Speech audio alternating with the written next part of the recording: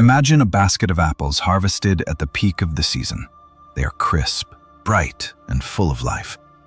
Now, place a single rotting apple in the center of that basket. You do not need to do anything else. You simply wait. The rot does not keep to itself. It is not a contained event. It is an aggressive, spreading corruption. The mold spores drift to the healthy fruit touching it. The skin breaks down. The flesh turns to mush. Within days, the entire basket is ruined. Notice something important about this law of nature. It only works one way. You can place a perfectly healthy apple into a basket of rotting ones, and it will never cure them. The rot will always consume the health. Disease is contagious. Strength is not. Entropy, the slide into disorder and decay, is the natural current of the universe. Maintaining order and health requires energy and effort. Letting things rot requires nothing at all.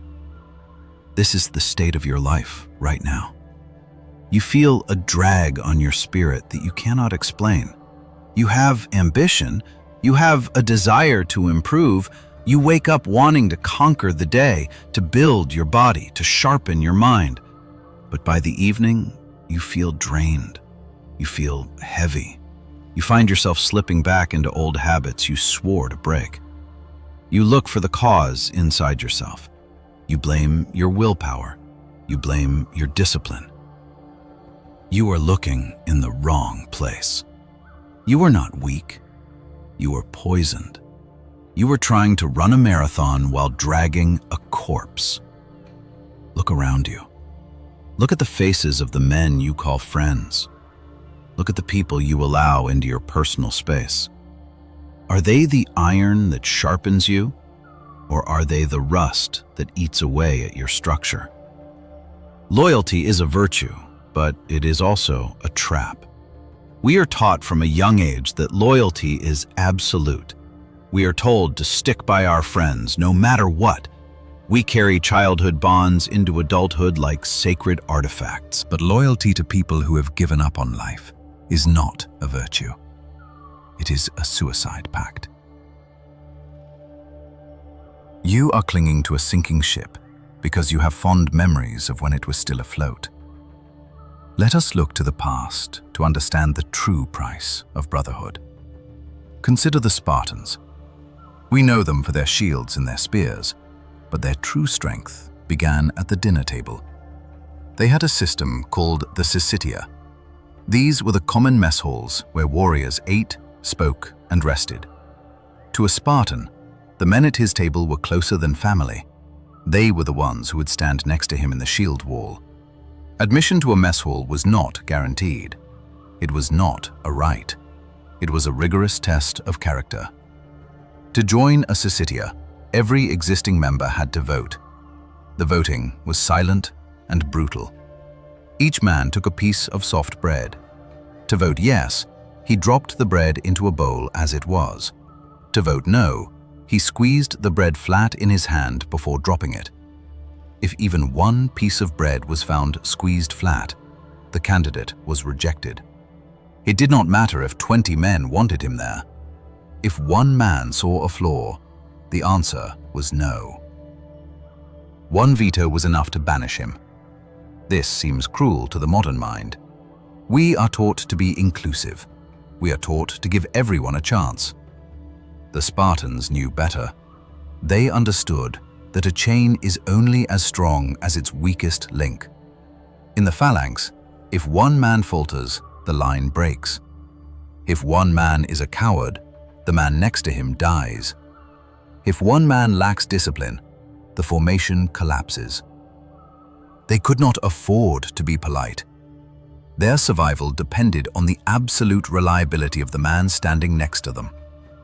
Your life is not a shield wall in ancient Greece, but the principle remains the same.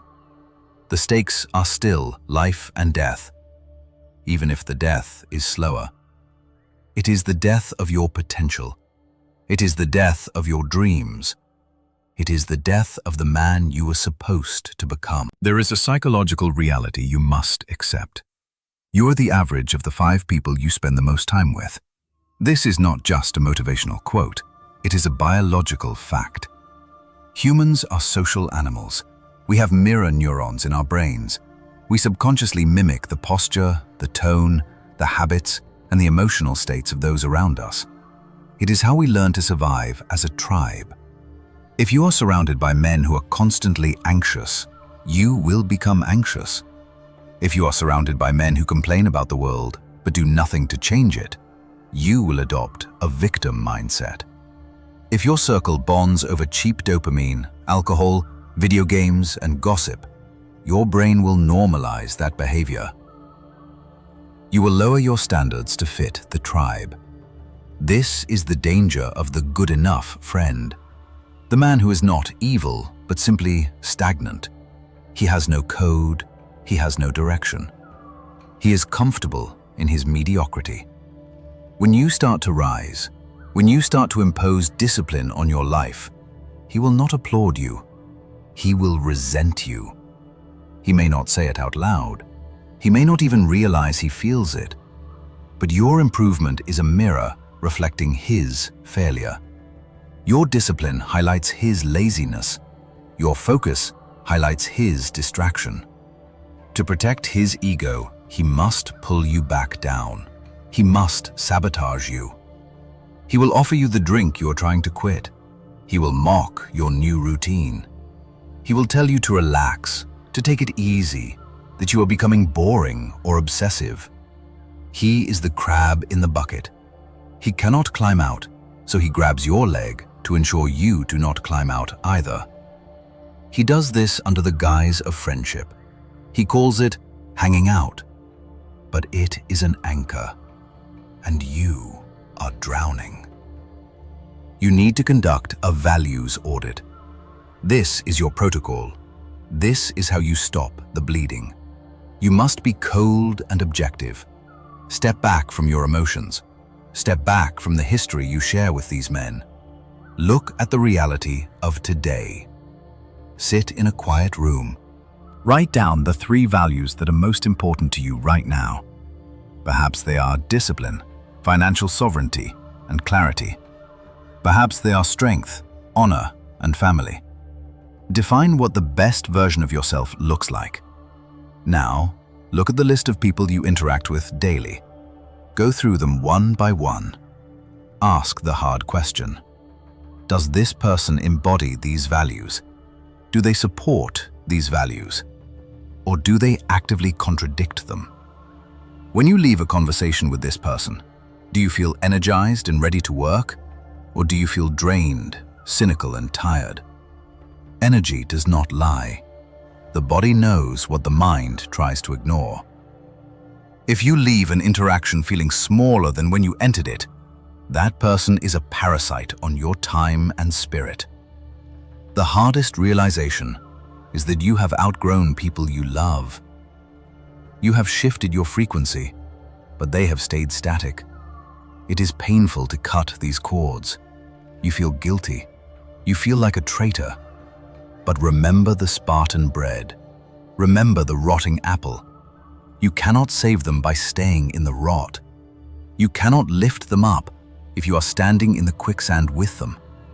The only way you can possibly help anyone is to be strong yourself. And you cannot be strong if you are being bled dry by vampires of the spirit. You do not need to make a grand declaration. You do not need to start a fight or send a dramatic text message. The way of the warrior is the way of controlled action. You simply withdraw your energy. You become unavailable for the activities that no longer serve you. When they call you to waste time, you say, no. You do not make excuses. You do not apologize. You simply decline. I have work to do. I am training. I am focusing on something else. At first, they will be confused. Then they will be angry. They will call you arrogant. They will say you have changed. Accept this. You have changed. That is the point. You are undergoing a metamorphosis. A butterfly does not apologize to the caterpillar for growing wings. It simply flies. You must become comfortable with the word no. It is the small blade you use to carve out your future. Every time you say yes to a distraction, you say no to your destiny. Every time you say yes to a weak friend, you say no to your own strength. The fear that holds you back is the fear of being alone. You worry that if you cut these people off, there will be no one left. You worry that you will be isolated. This is a valid fear, but it is a necessary threshold. There is a difference between loneliness and solitude. Loneliness is the pain of being alone. Solitude is the glory of being alone. Solitude is where you find yourself. It is in the silence that you hear your own thoughts for the first time. It is in the void that you build true strength. Better to walk alone like a tiger than to roam with sheep who pretend to be wolves. A tiger does not need a herd to feel secure. A tiger is a complete ecosystem of power. When you walk alone, you move faster. You see clearer. You are forced to rely on your own spine, not the crutch of group validation. And here is the secret the weak will never tell you. When you clear the space, when you remove the rot, you create a vacuum. Nature abhors a vacuum. By removing the people who drag you down, you open the door for people who will lift you up. High-value men do not associate with low-value circles. If you are surrounded by drift, the men of iron will not come near you. They will see who you stand with and assume you are the same. By cutting the cord, you signal to the world that you are ready for a higher caliber of alliance. You will find new brothers. You will find men who are also climbing the mountain. Men who will challenge you, not comfort you. Men who will expect you to be sharp, not dull. But you will never meet them if you are still sitting in the tavern with the ghosts of your past. The process will hurt. It is surgery. You are cutting away part of your life.